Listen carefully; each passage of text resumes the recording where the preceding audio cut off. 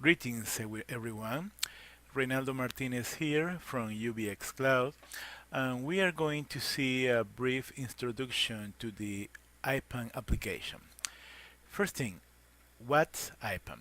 IPAN is a web application used to manage your IPs. You're documenting your IP structure, including devices, racks, hardware, servers, etc. Basically, what IPAN does is help you to get rid of those little nodes containing IPs, or notebooks containing IPs, or Excel files containing your IP structure. This will allow you to manage you and document your subnets, VLANs, all network devices in a more smart way. So let's start. First thing, uh, IPAN can be integrated to common authentication system like Active Directory. The IPAN installation we are going to demonstrate here, has been integrated to Active Directory. So what I will do is use my Active Directory account to enter to the application. Let's do it.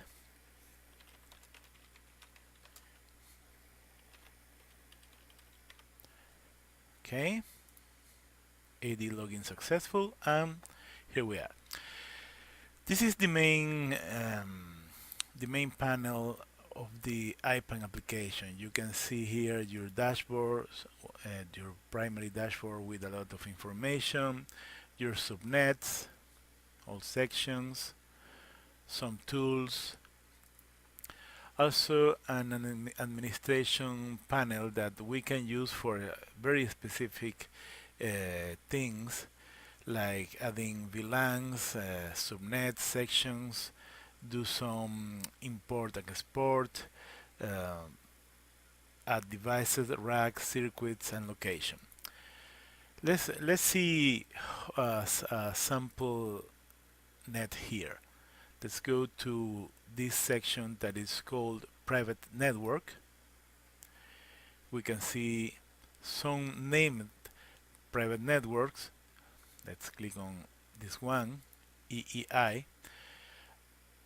As soon as you click on it, the network will expand to subnets inside that name.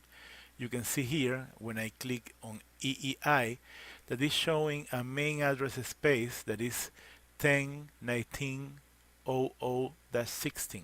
Okay, this is on CIDR format. Okay, you can see also the net mask. Okay, and inside that network you can see all the subnets that belongs to the main network space. Sample 10.90.00-23. This is part of the big network 10.90.00-16. You see? There you can see the address space, the location, the device that will somehow manage this address space. This can be a firewall, and below that the IPs. The IPs that are assigned, the ones that are not assigned, that are freed, ready for use. Some extra information like the MAC address. Okay, we can click on any of those items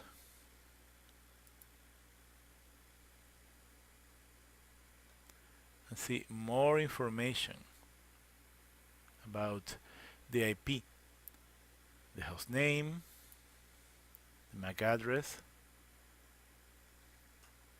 the name mask. Well, let's go back.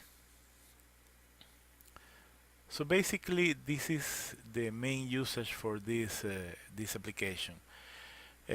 Get a visual map of every IP-based device on our network. But our networks are not only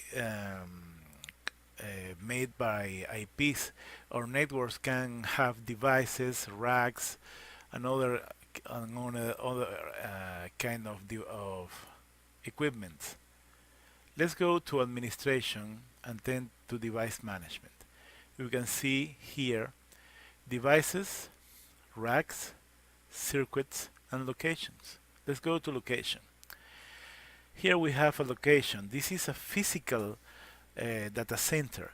So the first thing that we always need to do on IPAN is try to get our actual environment inside IPAN.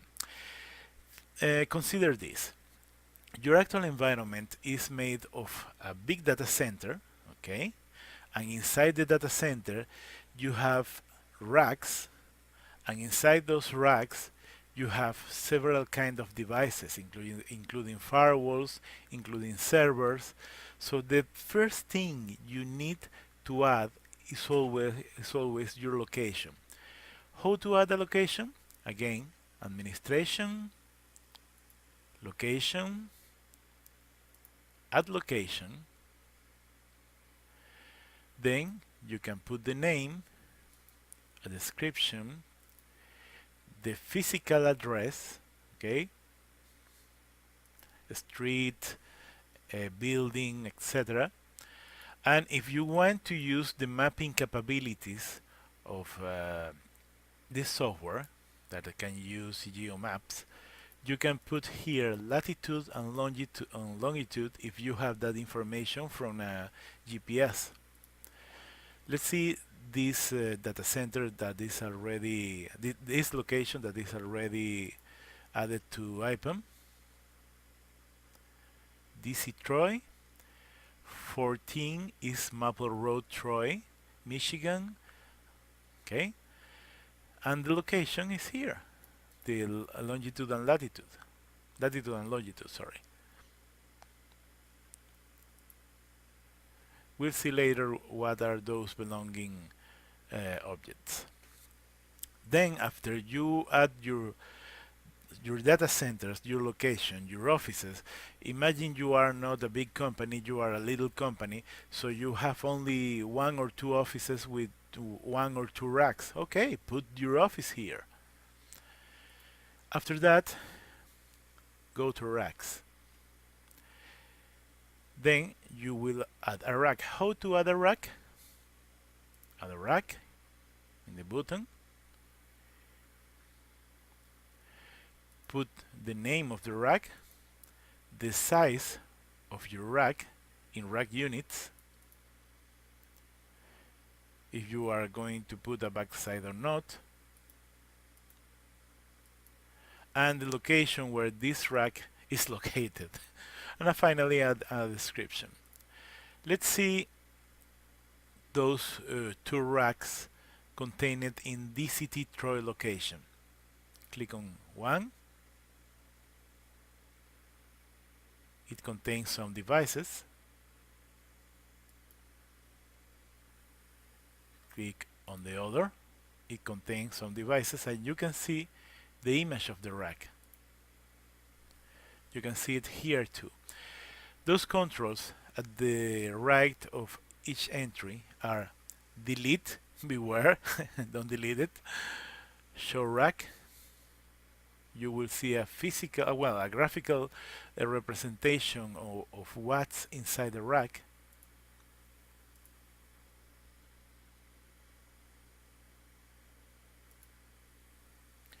And edit. The little pencil here is an edit control. You also can add some schemes for the rack, but this is normally very default.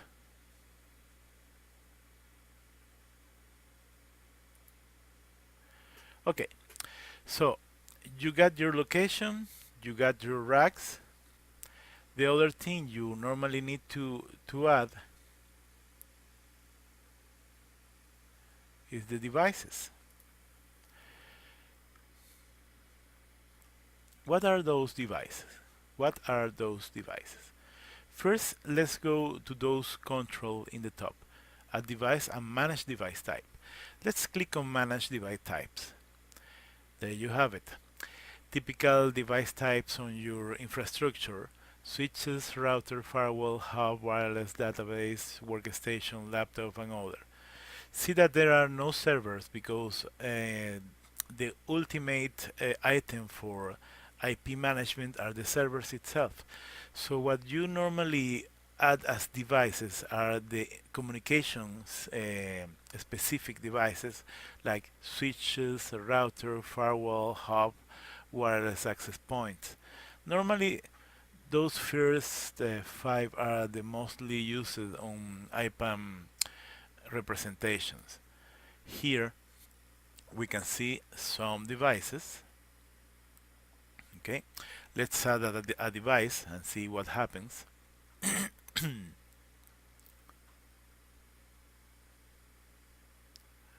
Okay, so first the name of the device, whatever name it has.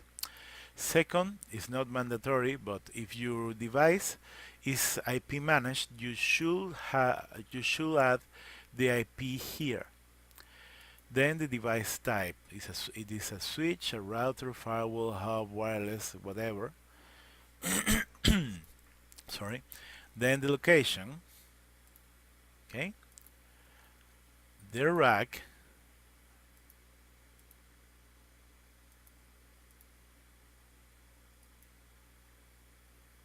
sorry, and which section you will show this device. Okay, let's cancel it. Let's see a sample here. Comcast Gateway. We can see it here.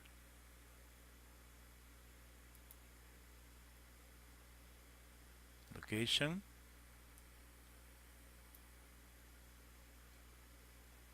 We can edit the device.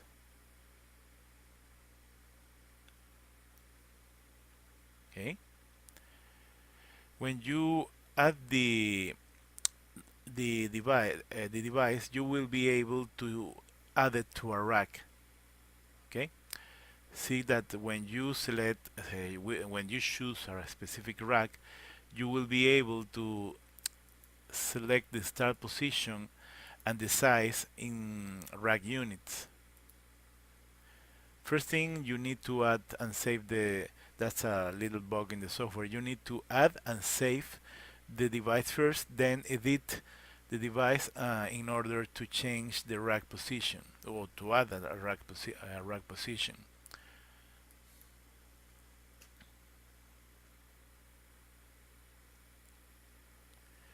Okay, what other things we need to add first? We added locations, we added the devices, the connecting device, the main connectivity services, switches, router, etc. We can add circuits if we have specific circuits, or if we want to document those circuits in IPAM. But another thing we normally need to add, and is very important for modern data centers, is name servers. If your data center has its own DNSs, you will probably want to add them here at the name servers, showing which sections, if you have sections already configured, will be displayed. So any IP or device that is added to those sections will be able to use, remember this is documentation, to document that this is using those name servers. Okay, so we have locations, racks, devices, and name servers. But what's the next thing we should add, and which the right order? Well, the next thing to add is the sections, because finally your subnets will reside in the sections.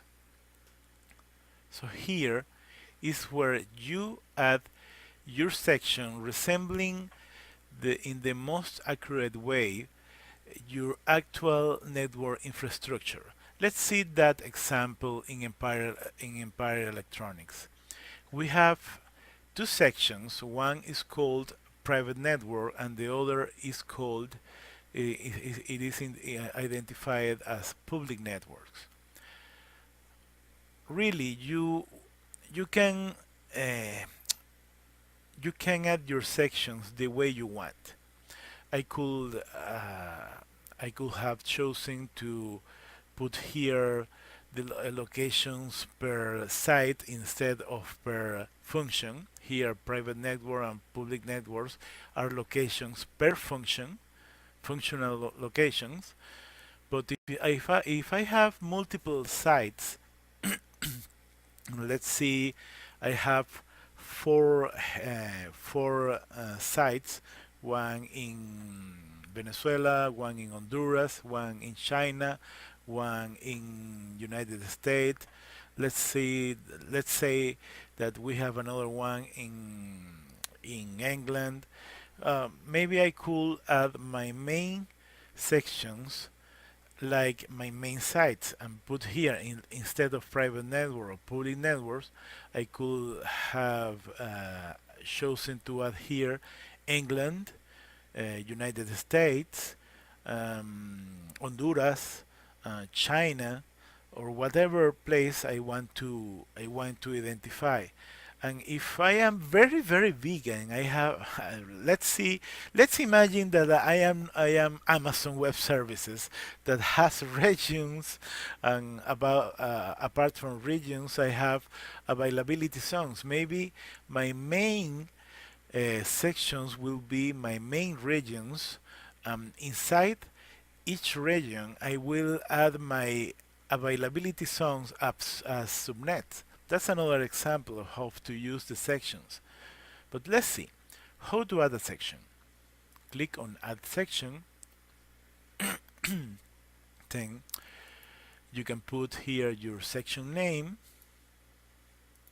sección de ejemplo, sample section, or let's be more realistic.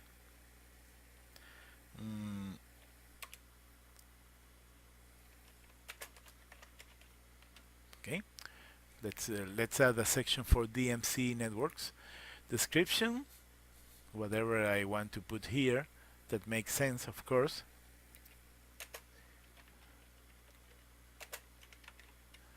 DMC address spaces. The parent, where will be this section located? In the root, so it will be a main section, or below one of those sections. You can see that you can subdivide as much as more most as much sorry, as much as you can or you desire your section. You can create here a hierarchy of sections that are similar to your actual infrastructure. Okay, let's say that this will be inside root. Strict mode. Here, what means strict mode? That you cannot put here overlapping subnets. Where I would like to use overlapping subnets, maybe in some specific cloud computing environments, when each tenant can use its own private network that can be used for all in other tenants and can overlap. But this is a very specific application. This is not our case right now. Show VLANs? Yes. If our network contains VLANs, I can match the subnet's specific address spaces with the specific VLANs ID. BRF? Yes, the same. If we want to show that information. Show only supernets? Yes, we can do it. This is pretty much default. And the permissions, the final permissions you have for your groups, depending of which groups um, you have configured here. You can set for operation, I guess, nothing, or you can set read only, or you can set read write, or you can set the full permission that is read write administration. Let's cancel it. Let's not contamine this installation, and let's edit one of those sections and see what is in there. Private network, see, pretty default, and it has read write for operators, read only for guests. So, in resume, what will be the right flow to create the first infrastructure items for IPAM? First, the locations. You should add your locations here. Then you can go to sections and create your sections. All right. After sections, you can go to racks, devices, and circuits. Okay, this will create the base documentation in IPAM for your infrastructure. What other things are shown on IPAM in administration? Let's cover the basics of administration before we go to the actual IP management. That is what we really want to do here. But after doing the location, device racks, and exception things, you can also configure users and groups. Let's do a little pause. All right, we are back.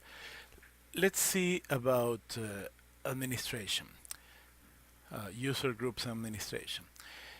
If you have the proper permissions, you can do the user and group administration and add permissions to who what can see. Let's see it here. Basically, you have an administrator group that is created by default normally and include all your administrators. Then you have two other groups that are created by the default too, but you can create your very custom groups, okay, that we will have specific access to specific items and specific permissions to your sections. Remember when we saw that the guest and operator groups can do read only, read write? Well, this is where you create those groups and add people to those groups. The other is the user manager, the user management. Here you see your actual users into your system and which users are using AD authentication and which ones are using local database authentication. By default, the first user that is created when the software is installed the first time is the admin account that uses the local database administration.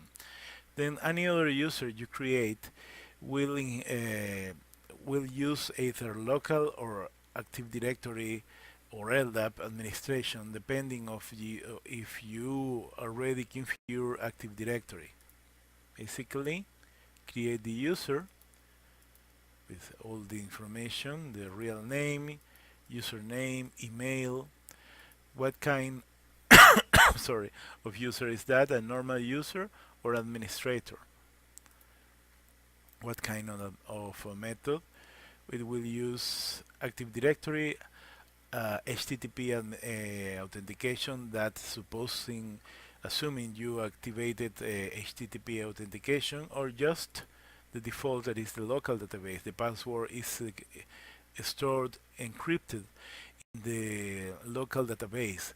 IPAN is basically a lamp application. It's Linux, Apache, MySQL, PHP, or Linux, Nginx, MySQL, PHP. So all the information you see on IPAN is stored on the database, on MySQL or MariaDB database. Okay.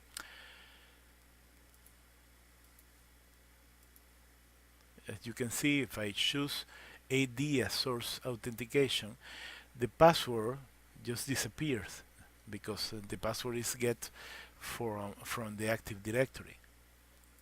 Let's cancel here. So, resuming. Locations first. At your location, your physical location, are your sections resembling in the most accurate way what you actually have. If you want to use function related sections for networks, do that. You can do it that way. Or if you want to create master sections for one section for each data center you have, you can do it that way too. But remember, you already have the location for that. Then you can add your devices and racks to have a more visual representation of what it's in your racks, specifically your communication devices, maybe also servers, unless you are using virtual servers that will have no will be I mean there will be no sense on adding the virtual servers to rack. You will just add the hypervisor server, the physical infrastructure, but not the virtual ones. Alright, then let's go back to our dashboard. Perfect, so what's next? Okay, here in the subnet section we see our master sections, private network, public networks, and then we can add subnets. How we can add a subnet? We can add it in many ways. First, here in Add Subnet button, we can add a subnet. You can put here the CIDR, the subnet in CIDR format. Let's say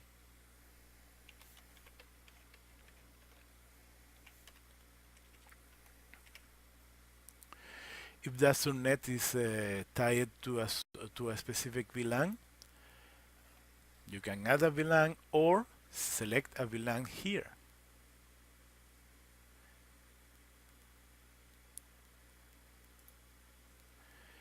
If this subnet is managed in security terms level by a firewall, you can choose the firewall here. Example, this is a firewall. This is a Junos firewall, Juniper firewall. Which name servers are being used or should be used by the IPs inside the subnet? This is where you choose your name servers. This is a master subnet, or is a is part of any of those subnets. You can choose it here. And finally, the location. Okay. You can then show the subnet as name or shows as IP. In order to show as name, you should have as a description. Let's put here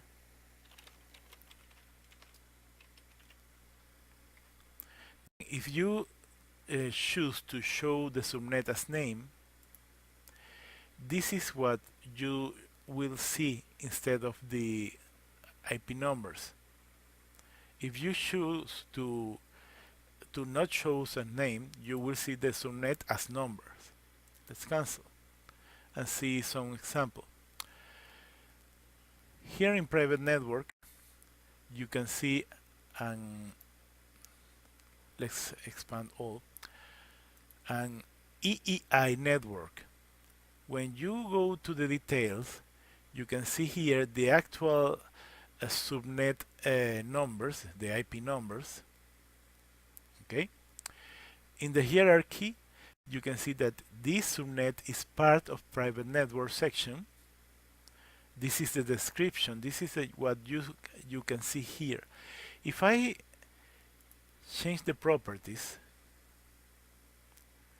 and decide to show as name, set to show as name as no, then there is no more EEI. There is 10.19.00.16. Let's go. Let's get reverse to its original configuration. Show as name. Yes. Edit. So this is completely up to you. If you prefer to have the view of the names, the description, instead of the numbers, that's up to you. You are the boss. You will choose whatever you want to use, or however you want to use the application. But remember to think in hierarchical terms. If you choose to add your sections as functions, we have a private network and we have a public network, then remember to add the master subnets and final subnets in a logical way, in the same way you have it designed in your actual data center. So what we have here is a master subnet called named EEI that has the master subnet CIDR 10.19.00-16, and below you will have all the subnets that belong to this master subnet.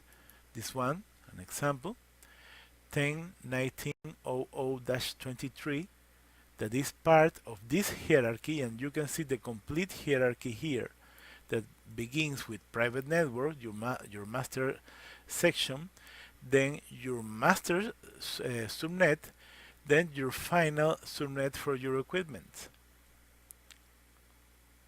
And the permissions, you can see the description, that is what is shown here. The permissions, what is being used. Here you can see that currently we have 510 IPs, used only 11, free 499. So we have the 97.84% availability. The gateway of this subnet is here, and we will see this very soon.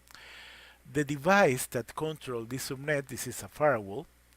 Okay, if we click on it, we'll go to the devices. Remember, and we'll see that what kind of device is that. Is a firewall type, which location is DCT Troy. Okay, and will be shown on sections private networks and public networks. All right. Let's go back to subnet. Okay, how IPAN knows that this is the gateway? Is there a way to edit the subnet properties here? Nope. You can see that there is no gateway information here. But look below. Here you have, you can see the actual IPs used in this range, and you can see one of them that is marked as gateway. Let's click on it.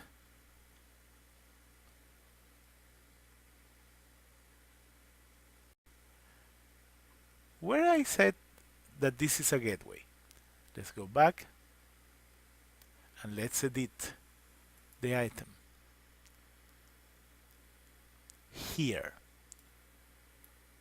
This is an attribute that indicates that this specific IP is a gateway.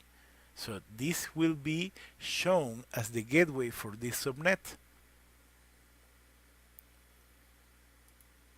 Here the host name. Maybe I should use an actual FQDN here instead of just a gateway host name. As a recommendation, modern data centers should have a very precise information about DNS. So if you are using an internal DNS zone, my recommendation here is to put the actual FQDN. Also, if your DNS infrastructure include IP reverse addresses, you can try to check for the host name. When you click here, after you have added the IP, you can try to do a reverse DNS query in order to transform this IP into an actual host name. But again, that depends of the actual infrastructure you have there. If you have no reverse DNS information, or if your DNS setup is pretty basic, or you have no DNS at all, you are using Google DNS, then you will have to put here manually your host name. The MAC address, you can put here a description. The MAC address is recommended that you can try to put the MAC address of your devices there. If this device depends of another, you can put the IP of the owner of this device, this IP, sorry. Which device will manage this IP? Any of those? The location, the city Troy. If you are going to use a specific tag, we will we will expand that very soon. Okay, and of course, this is a gateway. IPAM can do a status ping-based status check, so you can program IPAM to from time to time try to ping to the device in order to show them as active or not. You can exclude one of your devices from those tests by setting this ping exclude setting to yes or no. Let's cancel it. Okay, let's see about tags. Look at this. Those IPs, let's see, hold on a second. Yeah. Those IPs are specific for devices, for very specific devices. Let's go to the servers, this server subnet in order to see this more clearly. Okay. See that visual subnet display that you can see here.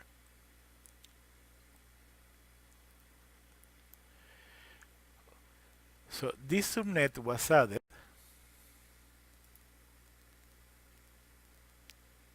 okay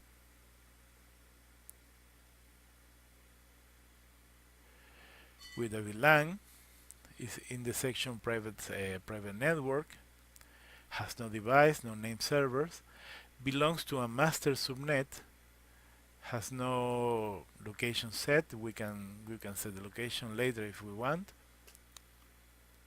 Is shown as name.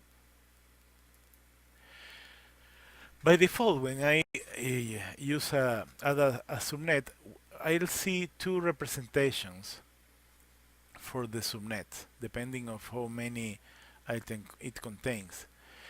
The first representation is this list that contains IPs used, range not used, and a specific color. Okay, you can see that one of the IPs was marked as the gateway for that subnet, And also I have a visual subnet display where I can see with the specific colors which IPs are being used. Well, this is the moment when this will become very interesting. Let's do a little pause.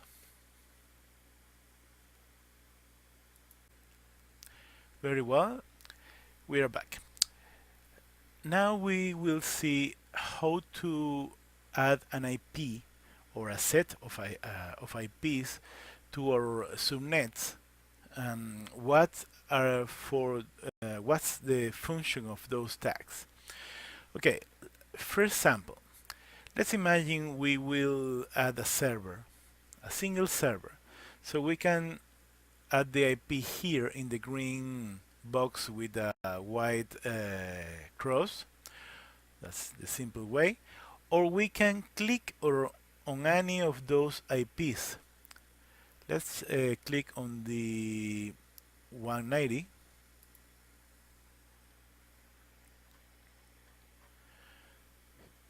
You can change it here.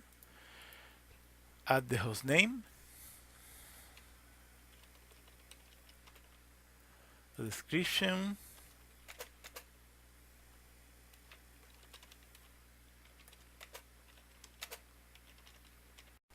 a MAC address if you have one, an IP owner if you have one, the device that will control this server if you have one, the location, additional nodes,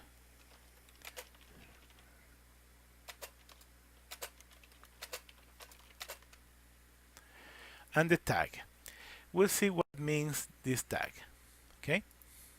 We will use the default that is used. Add the IP, and the IP is then added. Here you can see the server name, the server IP, the description, the node, this server is run Linux CentOS 7, and the device. Okay?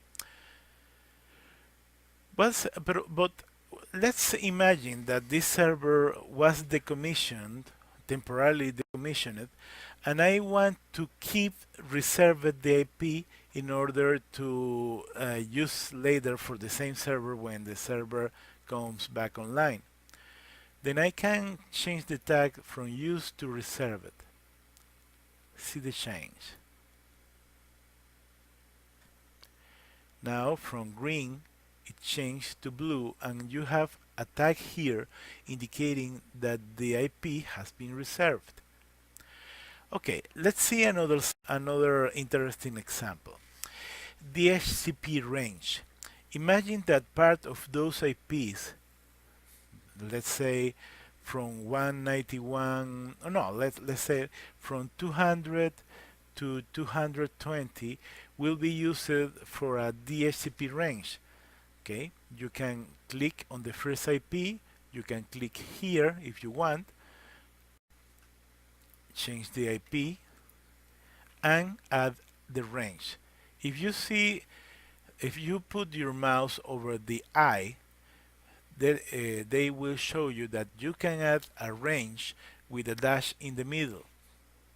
So 1019, 1090, 10200 to 1090, 10, 220.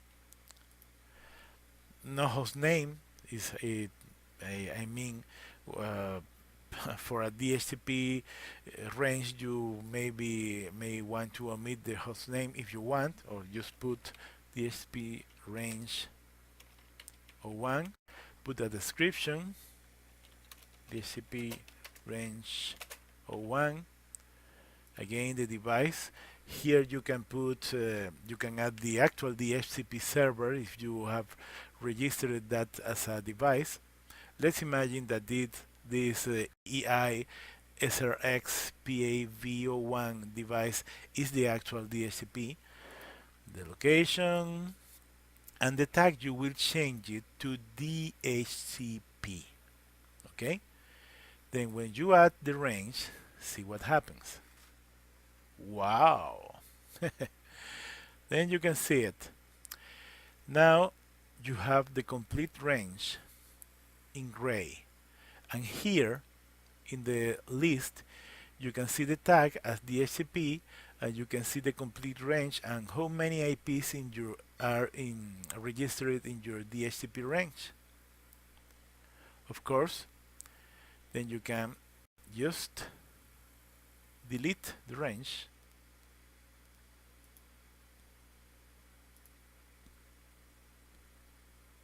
It was deleted, and delete the other one that I added.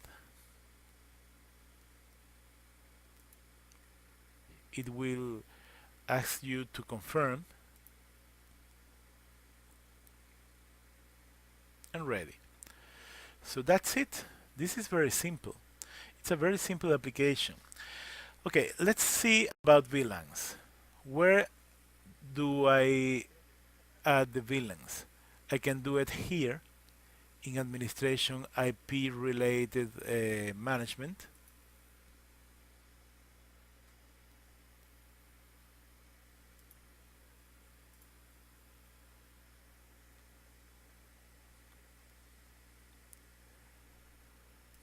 Let's go here.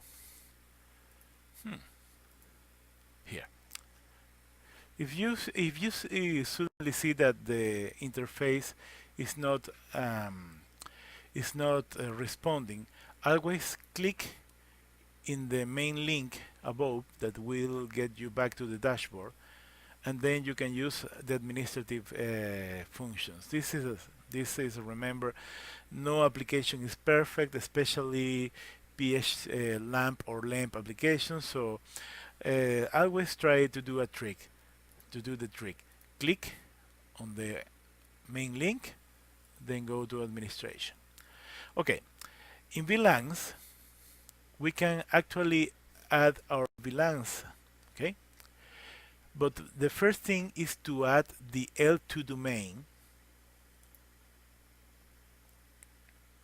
Okay, you can add the L2 to the level 2 domain here, the name, description, and select in which sections you will show that domain. Then you can add the VLANs to the specific domain that you already created. Don't use default. Try to be very organized when documenting those things. Remember, the application is here to save your time and allow you and your network engineers to have a centralized location where everything about your IP addressing spaces and VLANs and devices is centrally documented. So just try to use the application in a smart way. So then again, use the location at the VLAN number, the VLAN name, and a description. And if you want to ensure that this is very unique across all domains, let's cancel it. Let's see the VLANs in a specific domain. You can click the domain and you will see the VLANs there with the number, the tag, the VLAN tag, the specific name. The belonging subnets will be shown when you actually add the subnet and select which VLAN is being used by this subnet. You can actually edit any of those subnets. You can change only the number, the name, and description, because this part, the belonging subnet, will be edited when you actually add the subnet and select which subnet is which VLAN is tied to that specific subnet. If we click on any of those subnets, we will go back. We will be sent back to the subnet section, and here you can see the VLAN. and the domain. So again, if you add or edit the subnet properties, you can choose the VLAN from the actual VLAN list in the actual domain. Again, please try to be very organized here and add the domain, add the VLANs, so you can choose it properly and tie the VLAN information to the subnet information, right?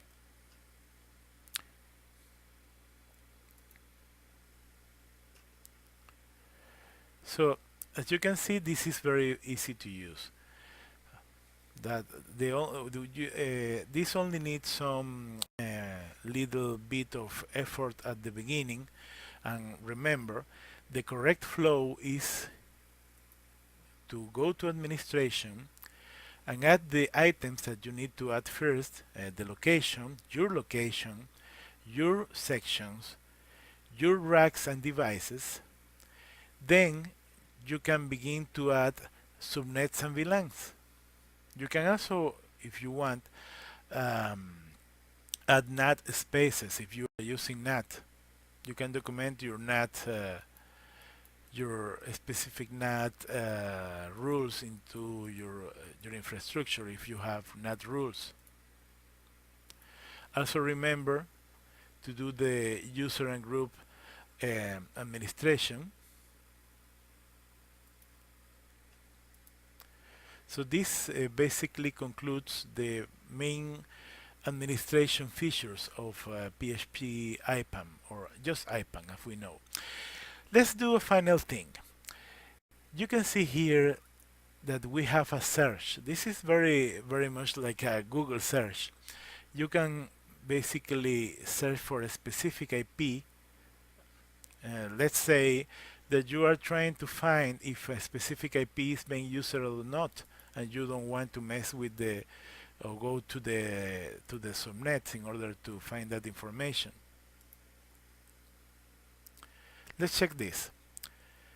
We have one of our IPs here. Let's copy the IP. Copy. Okay, let's go here. Let's see what happened when I try to find a specific used IP. Search. Oh, matched. It's matched here. And it's also telling you that this IP is part of this subnet and this master subnet. Right? Let's see. Let's try to get a non-used IP. The 102. Oh, it's being used. Let's find another. 103. Not used. Okay. This IP is not used, but it's part of this specific subnet and this master subnet. All right. So that's a way to a more fast way that go like a crazy to your office asking to all your staff members, hey, who of you has this IP that is beginning to send spam? Hey, I wanna kill you. No, forget about that. Just silently search the IP. Then you see, okay, my spammer is 10.19.22.101. Let's find that IP.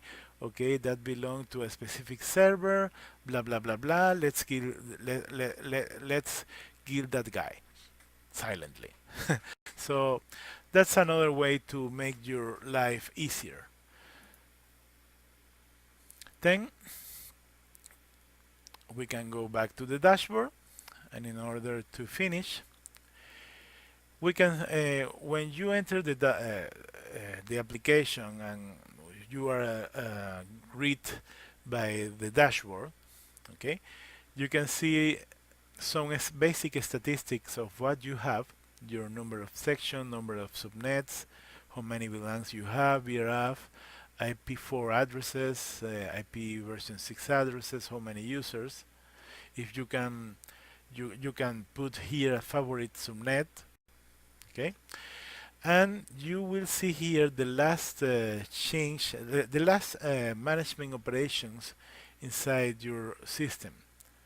So you can see here that Reynaldo Martinez, that's me, has deleted some IPs today. Remember, we added a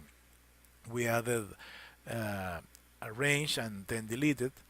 Also, you can see here the number of hosts on some specific subnets. That's basic statistics.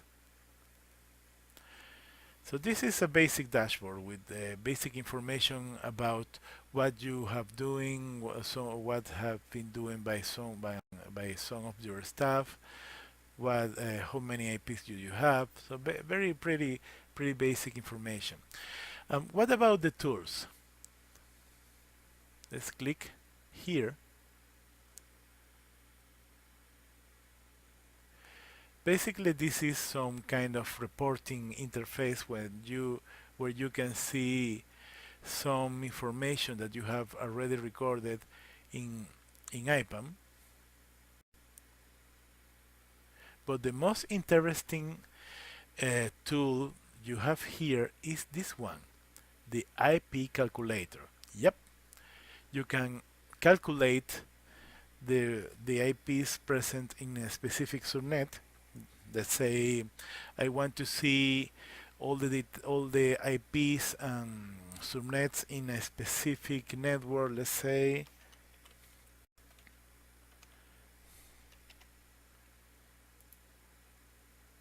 see, it's showing me the network ID, the network broadcast, the mask, the subnet net mask, the first host and final host, number of hosts you can use. We can create another subnet from this result in any of those sections. Let's change this. Let's put 25.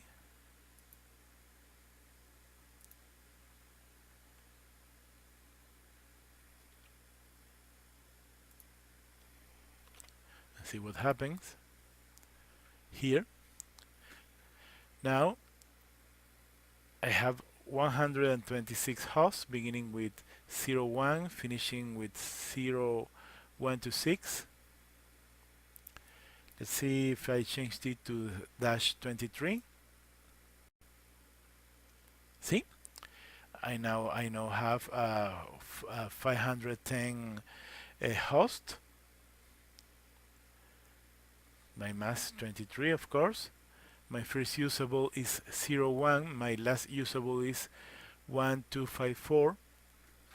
So you have a very basic but very useful IP calculator here too. So that's all. We are finished our demonstration. Remember again how to use this. Try always to begin with locations, sections, racks and devices. Then you can also add name servers and your VLANs. Okay, and when you have that information, you can begin to add your subnets and your host and fill the subnet information with host that can be active, can be reserved IPs, can be DHCP range IPs. All of this is for helping you to keep track of your actual address space IP design in your data center or data centers, so you can get rid of those Excel files or Notepad files or stickers in your monitor or whatever you have been using for IP management and IP documentation. So thanks for your time. Go ahead, use that application. Finally, when you are finished, please always log out. Don't keep the session opened. That's for your security and the security of your partners. Bye bye.